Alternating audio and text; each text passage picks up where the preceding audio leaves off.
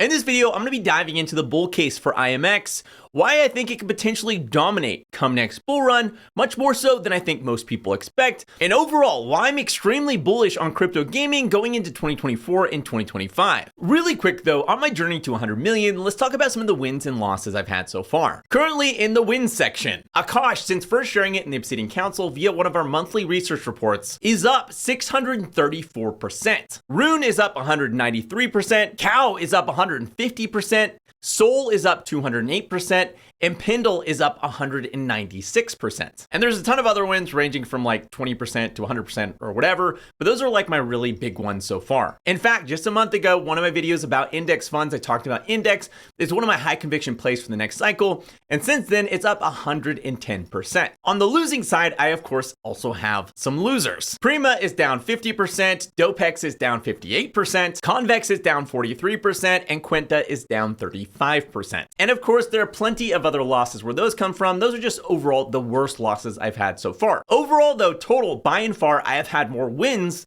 than I have losses. And I have more than doubled my net worth over the course of the bear market. So far things are going pretty good, and I am really optimistic that over 2024 and 2025, things are going to go really good, but we'll see how things pan out. Okay, so let's dive into IMX. But as always, none of this is investment advice. You should always do your own research, and you should never blindly copy YouTubers. That is a horrible way to invest. IMX, or Immutable, aims to be the foundation for crypto gaming. If you don't understand crypto gaming and why it's primed to be one of the biggest narratives come next cycle, check out my GameFi video or my recent video with Kieran, the co-founder of Illuvium. Crypto gaming, or GameFi, I believe is going to have an epic run come this next crypto bull run. And Immutable is a platform with a range of products and tools for building crypto-enabled games. And currently, they have the biggest and best lineup of crypto games in the entire space, including Ubisoft, Illuvium, Gods Unchained, Cross the Ages, and more deploying games on Immutable's platform. Their products include a range of tools from infrastructure to player experience, to developer tools, to revenue and marketplace tools. In their infrastructure section, they have Immutable X, a custom-built ZK rollup for gaming.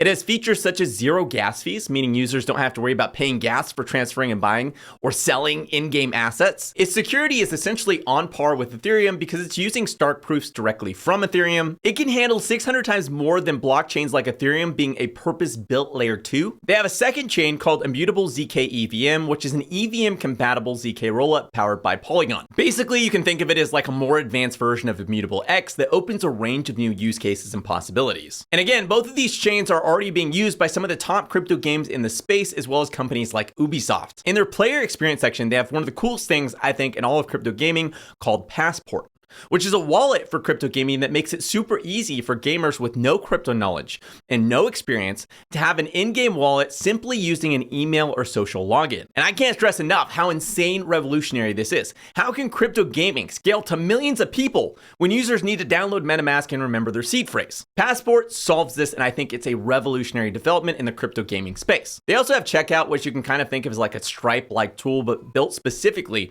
for the unique challenges of merging together both crypto and traditional payment rails. It allows games to easily integrate payments into their in-game marketplaces and users to easily purchase assets, again with no crypto or crypto experience needed. They built an order book and marketplace network, which basically just makes it so assets can be propagated across all major NFT marketplaces, and it enforces the fee structure set on those assets. It also allows games to easily build in-game marketplaces in their games. They also have a minting tool set, which makes minting NFTs for game developers super simple with zero gas or latency, plus a suite of developer tools that make it really easy for gaming studios to onboard crypto features into their game. Keep in mind, most of these game developers don't usually have extensive or any crypto experience. What they're good at is building games, and what Immutable does is makes it easy for them to adopt all these new features into their game seamless and effortless. And Immutable is really an entire range of solutions to help gaming studios easily build crypto games. I like to think of it like this. There are companies out there that make good office software, or they have good cloud services, or they make good enterprise level software. Then there's Microsoft, which essentially provides solutions across all the different verticals. It's a one-stop shop for cloud services, office software, enterprise services, etc. And Microsoft, dominating across all verticals, allows maneuverability and cross-marketing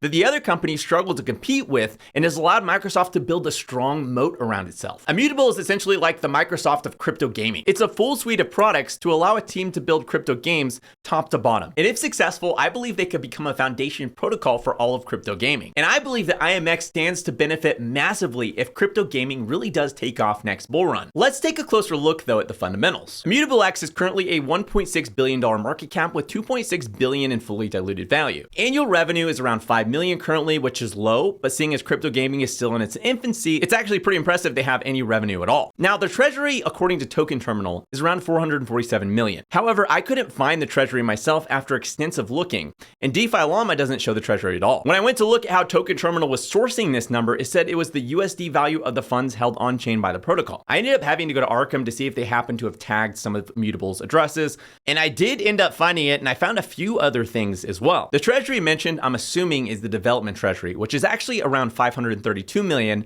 and made up of $500 million of their own token, as well as $18 million of the Gods token and $8 million of the GOG token. But they also have a locked treasury for the Immutable Foundation, which has another $500 million in IMX tokens, as well as that locked treasury has $53 million of the Gods token and $30 million of the GOG token. And on top of that, they have their foundation treasury, which has $858 million in IMX tokens, $33 million in Gods tokens, and $20 million in GOG tokens. In total, they have $1.8 billion of their own token, which is insane. That means of the $2.6 billion fully diluted valuation that we referenced earlier, $1.8 billion is held by Immutable in some form or another. And the other $800 million would make up the actual supply that people are able to trade on the open market. I was able to track down a chart showing how their tokens are allocated and could verify the same info on DeFi Llama. And it looks like 25% of the IMX is held on their balance sheet. They have 4% as a reserve in case of emergency, I'm guessing. And 50% is held for incentives and developer grants. So of the entire supply, just 19% is truly free floating, and the rest is either locked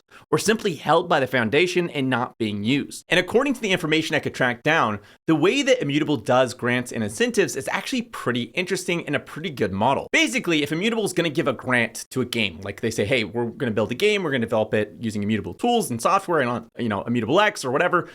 If Immutable is going to give a grant to that game, they're going to make sure that that grant's time vested. So those tokens they give to the game can't just be sold on the open market. They're going to have to be unlocked over time. The grant is also going to be milestone driven, meaning they can only get the full grant, it seems, from my understanding, if they drive more use and volume to Immutable. Overall, my point is here, although those tokens are sitting in an unlocked wallet, they technically are still locked in a way because before they can hit the open market, they go into these grants, and then those grants are going to be time locked and performance locked. They also point out that from the original private sale, a staggering 90% of the people that bought into the sale still hold the IMX token. So far, they've been really good at choosing aligned investors for capital raises. Also to note, technically the locked tokens Immutable has, they've 2 years in a row chosen to relock each time they've been up for an unlock. So overall, they have a history of being pretty dang financially responsible with their tokenomics. All this to say, it kind of seems like, according to what I'm seeing, that the true float for the IMX token is actually a lot smaller than what's being referenced on Token Terminal and CoinMarketCap.com. From my understanding, it's somewhere less than $800 million. So as long as the foundation keeps being frugal and smart with how they distribute these tokens, that could mean that the price of IMX can actually go quite a bit higher than most people understand. And I actually talked a bit with Kieran, the co-founder of Illuvium, about Immutable because obviously they're very close with Immutable, having Illuvium built on Immutable. And this is what he had to say about the amount of games signing with Immutable and overall his view on Immutable as a whole. Immutable signed like 500 deals in the last 2 years. So I can 100% see that happening. Yeah, I just saw something about Ubisoft's partnering with like Polygon or Immutable or something like that. Yeah, with Immutable. So that's a huge deal. They're doing stuff like that like every week now. There's a new deal coming to IMX, which is great for us, right? Because its users are a little bit fragmented at the moment. You've got Ronin, which is obviously heavily skewed to Axie players, but they just signed Pixels, which is this game that wasn't on Ronin. Then all of a sudden they go to Ronin and their active users goes through the roof. So there's a huge play there, right? Like developers have a choice, like which platform do I build on? And we're lucky in that we were so early. Like we started building this in late 2020, that we were able to capitalize, and we're pretty good at user acquisition. And so we really, really got people hyped up about our game. And so I think we could be okay on any chain. Now, that being said, IMX is amazing, right? Like they've done really, really well for us. They've customized their platform to fit around our game.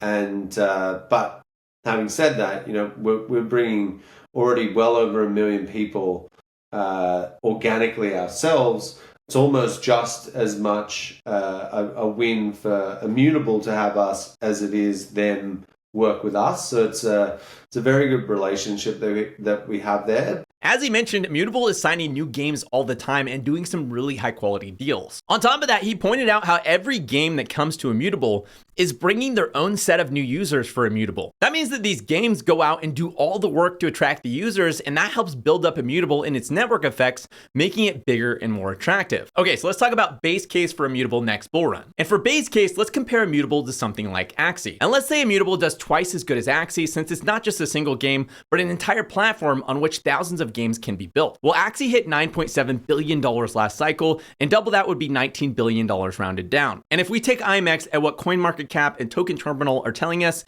$1.6 billion in market cap, that's an 11x from here, which is amazing. Now though, if we take into account the reality that although those tokens are unlocked, they're being held by Immutable and carefully distributed over time, which would mean in reality, the amount of tokens that the market has access to is around $800 million. And if that's true, and we don't have any major unlock events, that means we could potentially see a 23x from here. Now, the bull case would be crypto gaming ends up being a mega hit and we see some real good product market fit. And I think if that's the case, we see Immutable become what Ethereum is to DeFi, but to gaming. But we won't be insane and say that Immutable is going to reach the market cap of Ethereum. Instead, we're going to be insane and say that Illuvium is going to reach the market cap of BNB, which is at least a little bit less insane. At its height, BNB hit $100 billion in market cap. And that would be a 62x from here. Or if we take into account the low float, that would be 125x from here. The bear case for Immutable would be a couple things. First off, crypto gaming could continue putting out poor quality games. I think this is highly unlikely given what we've seen is on the horizon and coming out, but at the same time, I've seen quite a few games that the trailer looked amazing, but the actual game sucked, so maybe that's possible. Second, there's other chains like Solana, Avalanche, Arbitrum Nova, etc. that are going after the gaming market. And while individually they may not offer the full vertical stack that Immutable offers, competition could spring up for each one of those verticals that maybe does things better. And perhaps in the spirit of crypto, the future of crypto gaming is more of a modular approach than a one-stop shop. My take though is so far Immutable has been a killer team. It's been innovating and building solutions that no one else has and been securing strong partnerships that should act as a moat and build strong network effects, pulling in more good games. I personally bought a good amount of IMX and I'll be holding it until the next bull run. As always, if this video is helpful, make sure to hit that like button. If you have any other good crypto gaming plays, let me know in the comments below. And